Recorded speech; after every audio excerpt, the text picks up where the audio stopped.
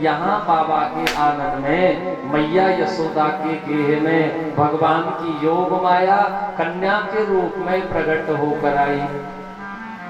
योग माया को भेजा भगवान ने, जाओ जैसे आप जन्म लोगी तो कंस की जो जेल है उसमें जितने भी ताले लगे हुए हैं सब स्वतः ही टूट जाएंगे।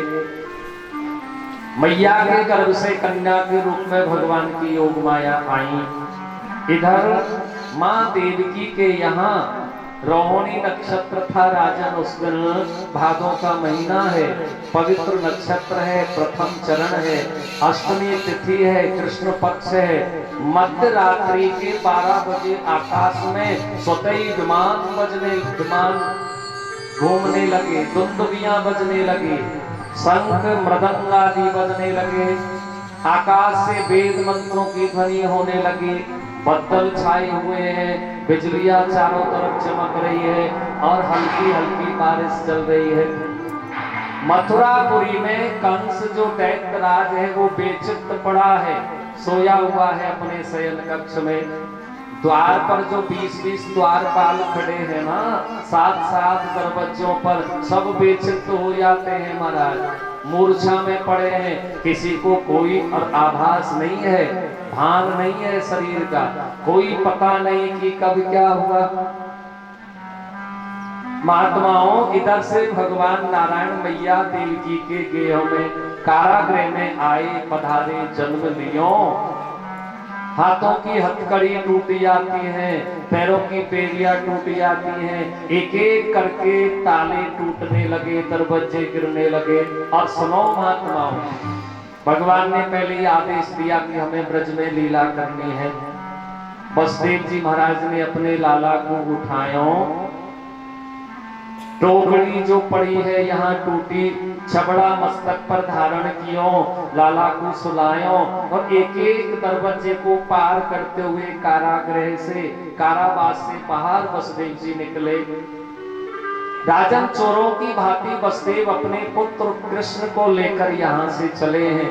मथुरापुरी से बाहर निकले, मथुरा की गलियों में छुपकर चोरों की भांति निकले।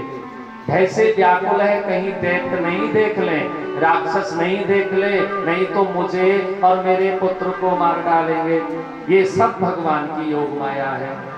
अब जैसे ही भगवान को लेकर वसुदेव जी चले, यहाँ स्वयं शेष जी महाराज पधारे। वृष्टि जो जल की चल रही है, उस पानी से भगवान की रक्षा की। भान नहीं है वसुदेव को कि पीछे कौन है, और चले जा रहे हैं। मथुरा की गलियों से बाहर निकले, यमुना नदी के घाट पर आए, जंगल के रास्ते से हुए। उस समय राजन बारिश का समय तो वैसे ही था, भयंकर वेग से यमुना नदी बह रही है, भयंकर जल है यमुना नदी में, चारों तरफ घोर अंधियारी छाई हुई है। अपने लाला को लेकर वसुदेव जी यमुना के घाट पर खड़े हैं। करम नदी गहरी कैसे उतरूं पार, विचार करते कि महाराज कैसे इस यमुना नदी से पार जाऊं, मुझे तो तैरना भी नहीं आता, बरसात बहुत ज्यादा है, बहुत वेग से यमुना उफान मार रही है। भगवान को ध्यान किया वसुदेव जी ने, यमुना नदी में अब जो है प्रवेश किया।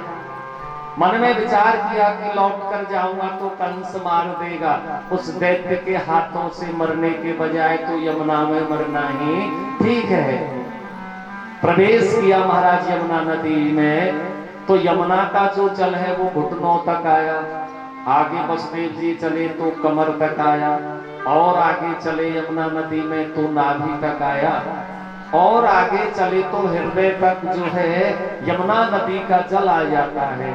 हिलोर लगने लगी, वसुदेव जी पैर कहीं रखते, पहुंच कहीं जाके, बड़ी आपत्ति, बड़ा संघर्ष कर रहे हैं।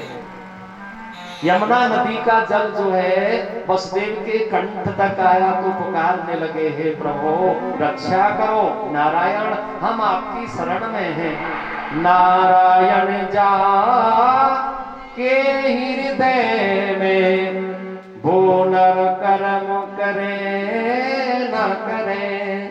हे नारायण, अब हम आपके आपके जो है शरण में है, आप हमारी रक्षा करो। सुखदेव कहते हैं राजन, यमुना स्वयं माता भगवान केशव की पत्नी है। देखा कि आज कृष्ण आए हैं, अरे इनको चरण छूकर प्रणाम मुझे करना है, नहीं किया तो ठीक नहीं होगा क्योंकि हम इनकी पत्नी हैं। भगवान ने ऊपर से विचार किया कि यमुना का नदी जल ऊपर बढ़ा नदी का, तो बाबा घबरा जाएंगे और मुझे पानी में छोड़ देंगे। अब कोई ना कोई लीला करनी होगी। भगवान ने पीछे से अपने चरणार बिंद को, पैर को नीचे निकाला और कहा ठोकर मार के यमुना जल को, तुझे शर्म नहीं आती? इतनी लंबी दाढ़ी है तुम्हारे ससुर जी के और फिर भी ऊपर चढ़ी चले आ रही हो, शर्म नहीं आती? ससुर जी से पर्दा होना चाहिए, तुम तो जो है अपना पर्दा दूर भगा रही हो, उठाकर फेंक रही हो, यानी ऊपर चढ़ती हुई चली आ रही हो। यमुना नदी जो है, माता यमुना प्रकट हो गई, प्रणाम किया भगवान को, गोविंद बस यही आपके चरणों को स्पर्श करना था, अब हमारी कामना पूर्ण हुई। यथा स्थान धीरे धीरे जल अपनी स्थिति में हुआ। बसदेव जी लेकर लाला को बाहर आए, जंगल के रास्ते से ब्रज में प्रवेश किया और पहुंच गए गोकुल में। बोलो नंद बाबा की जय हो।